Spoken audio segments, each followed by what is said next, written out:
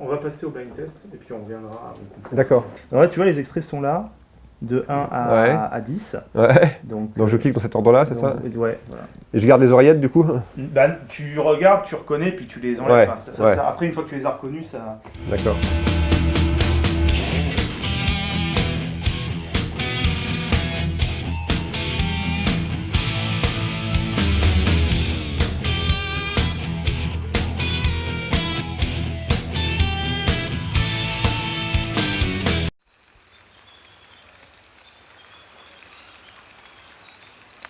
Regardez qui vient avec nous.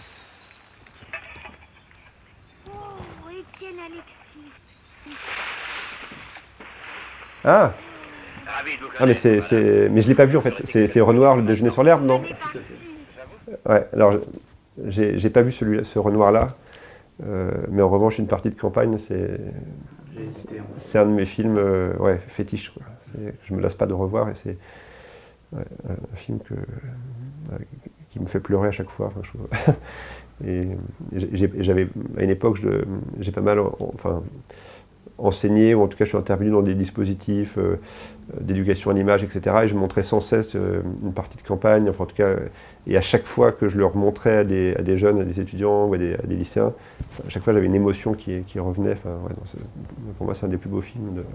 Non, et puis bon, au-delà de ça, il y a quelque chose chez Renoir, qui est très connu, hein, qui est cette espèce de générosité pour ses personnages, et aussi à la fois cette intelligence qu'il a, manière de faire se rencontrer des personnages de milieux sociaux différents, etc. Enfin, d'arriver de manière très subtile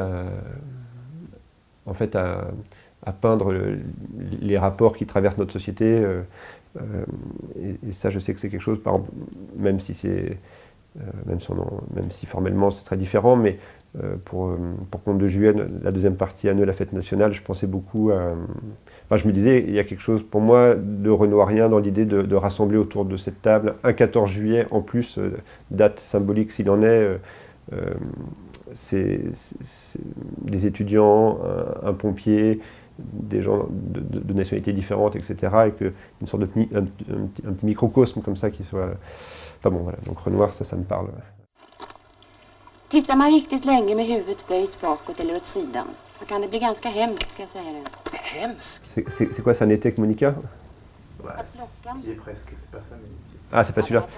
Mais c'est Bergman. Mais c'est Bergman. Jag förstår det. Mais peut-être que tu le connais pas. Ah, c'est Jeux d'été, c'est quoi? C'est À travers le miroir. Ah, je crois que j'ai jamais vu. Il est très beau? Moi, c'est mon préféré. Ah. Alors Bergman, ce qui est assez étonnant, c'est que c'est un cinéaste dont j'ai pas revu les films depuis pas mal d'années. Mais de toute façon, j'ai l'impression qu'il y a comme ça des périodes. Comme beaucoup de gens, j'ai eu une période Truffaut par exemple, et après pendant 10 ans, j'ai pas revu un film de Truffaut. Et Bergman, en fait, je veux dire même que d'ailleurs, je crois que mon premier, si je suis honnête, mon premier choc cinéphile, dans le sens, le premier film que j'ai vu au cinéma, je devais avoir 16 ans, en me disant « Ah, c'est fou, je ne savais pas qu'un film, ça pouvait être ça, et je ne savais pas qu'un film pouvait parler aussi subtilement, aussi profondément de sentiments, et pas seulement raconter une histoire, je ne sais pas comment dire. C'était Les Fraises sauvages. Ouais. Et je m'étais dit, mais enfin, ça avait ouvert un champ immense. Enfin, je m'étais dit, ah ouais, donc ouais, Bergman a eu une grande importance pour moi quand j'étais beaucoup plus jeune. Et bon, puis évidemment, il y avait eu Scène de la vie conjugale, enfin, que j'avais trouvé renversant. Mais bizarrement, c'est comme si je m'en étais un peu éloigné, parce que bon, c'est sublime, mais il y a assez peu d'humour dans son cinéma, on va dire. Et que j'ai l'impression que mes cinéastes de chevet sont devenus des gens qui arrivent à mélanger comme ça la puissance des sentiments et du drame avec de la légèreté, avec des ruptures, etc.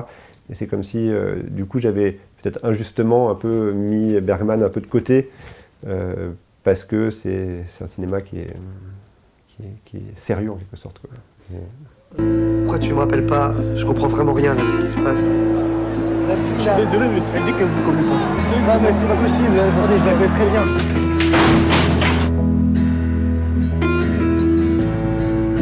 Tu te rends compte que les gens, ils t'oublient très vite. Ils te remplacent par quelqu'un d'autre. Puis là, je peux te dire que c'est le grand vide. Ce qui est sûr, c'est que moi je me dis que parfois, enfin, je me suis déjà dit que si je devais résumer mon rapport au cinéma et à la fiction, c'est prendre des personnages finalement assez normaux, assez ordinaires, assez proches de moi, proches du spectateur, et les placer dans des situations un peu extraordinaires. Enfin, extraordinaires, pas face à un meurtre ou face à je ne sais quoi, mais en tout cas dans des situations émotionnellement un peu extrêmes. Et en effet, bon, Tonnerre, ce qui m'intéressait vraiment dans ce film-là, c'était d'avoir un personnage qui soit sans cesse sur la crête, quoi, sur la ligne de crête entre déjà sur la ligne de crête de l'empathie du spectateur, enfin, à quel moment on accepte de suivre un personnage dans sa trajectoire ou le lâcher, et la ligne de crête entre la normalité et la folie, ou la raison et la folie, etc. Et pour autant sans jamais basculer dans le fait divers. Sit down. All right, that's the end of the jokes. Sit down. That's the end of the jokes. Now we kill the jokes and we just talk. Hello, how are you? Conversation. C'est Conversation. attends, c'est lequel de Cassavetes ne me dit pas, c'est celui Femme sous influence. Ouais. En fait, c'est marrant parce que on reconstruit un peu son parcours cinéphile et ses influences, et j'ai beaucoup insisté sur Rosier ou sur Piala, mais finalement très peu sur Bergman. Il m'arrive rarement de parler de Cassavetes, alors même que je me souviens que j'avais vu très jeune, peut-être vers 17-18 ans, Husbands, parce qu'il était dans un numéro spécial de Télérama, il y avait les 10 meilleurs films par décennie. J'avais vu ce film Husbands, ça me donnait envie, et j'avais trouvé ça incroyable, parce que ça ressemblait là aussi à rien de ce que j'avais vu jusque-là au cinéma, en fait. J'avais jamais vu des personnages aussi incarnés, aussi réels, un rapport à la durée comme celui-là. Donc il est évident que Cassavetes fait tout à fait partie et à cet endroit du cinéma qui moi me passionne. Il y a aussi même le fait de tourner avec des amis, ou de tourner avec une petite famille d'acteurs. Ça, je trouve ça extrêmement beau, ce qu'il fait. C'est d'ailleurs un peu commun avec Bergman, d'ailleurs, de retrouver de film en film les mêmes acteurs. Et en effet, d'avoir la générosité d'accueillir dans le film des gens qui ne sont pas du tout acteurs, et de confronter tout ça, c'est quelque chose en effet qui me parle beaucoup. Ouais. En fait, je crois qu'on va dire que la dimension personnelle d'une œuvre ne tient pas nécessairement, loin s'en faut, au niveau de maîtrise ou de laisser-faire, d'autant plus que quand on fait confiance aux gens et qu'on leur donne une part importante dans la création, les gens, je parle des acteurs ou des techniciens, sont quand même nourris et irrigués par plein de choses, par un univers, par plein de choses que le réalisateur leur transmet, leur a répété pendant des semaines, des mois, et au fond, ils cherchent à donner au réalisateur ce dont le réalisateur rêve, et soit qu'il a formulé, soit qu'il n'a pas formulé, parce que de toute façon c'est presque on divise souvent le cinéma entre Lumière et Méliès, les héritiers de Lumière et Méliès, et d'une façon on pourrait aussi dire, on pourrait le diviser entre les cinéastes du contrôle et de la maîtrise, et les cinéastes peut-être plus dilettantes, ou peut-être plus ouverts à l'accident, voilà. Et je pense que les uns sont pas plus personnels que les autres.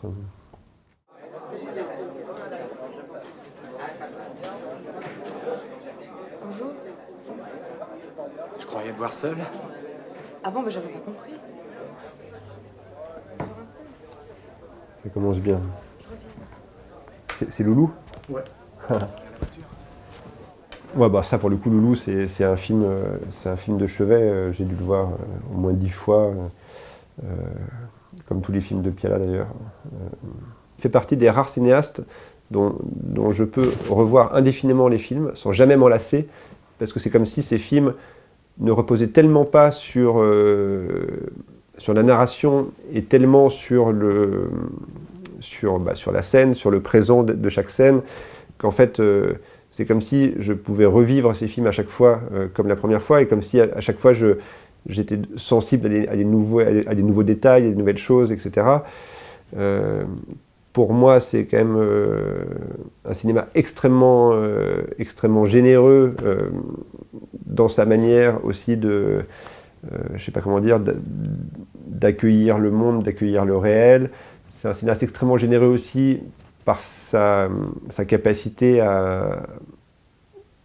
d'une scène à l'autre, à basculer d'une tonalité à une autre, enfin du rire à l'émotion. Enfin, moi je trouve qu'il y a beaucoup de comédie dans le cinéma de Piala, par exemple. C'est quelqu'un qui a beaucoup d'humour, et ça pour moi c'est quelque chose d'assez essentiel. Et par exemple, contrairement au cinéma de Kechiche, on a pu comparer le cinéma de Piala et le cinéma de Kechiche, et pour moi en fait ils sont très éloignés sur un point fondamental qui est la question de la mise en scène et la question notamment du rapport au plan. Le cinéma de Kechiche, c'est un cinéma de montage. Pour moi, il n'y a pas de plan dans son cinéma, enfin, il n'y a que des fragments. Après, on en pense ce qu'on veut, mais le cinéma de Piala, c'est un cinéma où le plan a encore un sens. Alors, il peut les charcuter, enfin, dans certains films, etc. Mais il y a quand même un vrai regard, la caméra. Enfin, il y a un rapport à la durée, quoi, à la durée du plan, à la durée des scènes, qui moi me touche beaucoup. Enfin, pour moi, c'est un cinéma qui est infiniment généreux, en fait, mais qui laisse une grande liberté aux acteurs, une grande liberté aux personnages, où rien ne semble jamais déterminé à l'avance. Enfin bon, voilà, je pourrais en parler des heures. Mais, ouais. Et vous? Je crois que vous vivez seul d'après ce que vous avez dit, non? Oui, mais pour moi, ce n'est qu'un état d'attente. Attendre de quoi? Bon bah ça, ouais, bon, ça Romer aussi, c'est un cinéaste qui... Mais c'est pas lequel. Ah si, bah, c'est Pauline à la plage. Non, mais ça, moi, les films de Romer ont été très importants pour moi. Le premier que j'avais vu, je me souviens, c'était Manu chez Maud, comme beaucoup de gens. C'est à travers ce film-là que je suis rentré dans le cinéma de Romer. Alors, de façon très troublante, je me suis aperçu, en revoyant Pauline à la plage pour la deuxième ou la troisième fois, après Un monde sans femme, qui pour moi était plutôt nourri par Le Rayon Vert, qui est le film peut-être le moins écrit, le plus libre de Romer, qu'en fait, le schéma narratif d'Un monde sans femme était très proche de celui de Pauline à la plage, mais j'en avais pas conscience en le faisant, en fait. Je m'en suis rendu compte après. Je sais pas, finalement beaucoup de choses que j'ai dites sur Piala, d'une façon évidemment déplacée, valent aussi pour Romer, c'est-à-dire cette attention aux lieux qui sont filmés, enfin, cette justesse, même aussi la justesse absolue dans la façon de peindre des milieux sociaux, enfin, d'ancrer ces personnages, quel que soit le milieu, hein, que ce soit des milieux un peu plus populaires comme Le Rayon Vert ou des milieux plus bourgeois comme dans d'autres films. Il y a quelque chose de toujours très juste dans l'observation, il y a beaucoup d'humour, et puis il y a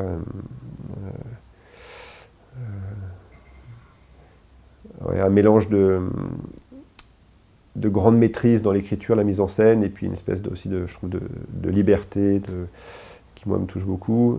Et il a eu l'immense intelligence de sans cesse se poser la question des moyens et de l'équilibre entre la forme, les moyens, le public qui pouvait toucher. Et c'est vrai qu'il a pu tourner sans interruption tout au long de sa carrière parce qu'il avait vraiment énormément réfléchi à ça. Et d'ailleurs, j'ai déjà croisé des gens qu'il avait eu comme professeur à la fac il y a des années et qui disaient, qui étaient presque un peu déçus en disant « Ouais, mais Rohmer, il parlait que de choses très concrètes, il était toujours sur des... Il nous faisait des espèces de devis, nous montrait des... je sais pas quoi, ses comptes, etc. » Mais c'est vrai qu'il avait... de toute façon, le cinéma, c'est quelque chose de très concret. Et de certaine façon, c'est peut-être presque plus ça que moi j'ai pris de lui, c'est essayer de... comment dire? Enfin, en tout cas, cette idée qu'un film peut se faire avec peu, et je sais que de savoir, par exemple, que Le Rayon Vert était tourné avec 5 ou 6 personnes, ou 4 personnes, ou 5 personnes, eh ben, ça m'a beaucoup libéré. Enfin, je me suis dit, bon, bah, les producteurs qui me disent non, il faut qu'il y ait tel poste, et qu'on soit 20, 30, 40 dans l'équipe, bon, bah, ils se trompent, parce que c'est possible de faire autrement, quoi. Ça m'a beaucoup libéré pour ça, en fait. C'est-à-dire qu'en fait, il y a des cinéastes qui inhibent. C'est sûr que quand, je sais pas, si on est biberonné au cinéma de Kubrick ou de Lynch, ça met le cinéma très loin, presque un peu hors de portée. Si on est biberonné au cinéma de Rosier, de Rohmer, on se dit « Ah, tiens, c'est pas si loin, je peux peut-être que moi aussi je peux m'y essayer, quoi. » Je parle pas si loin en termes de qualité et de beauté, mais je parle en termes très concrets de fabrication, quoi.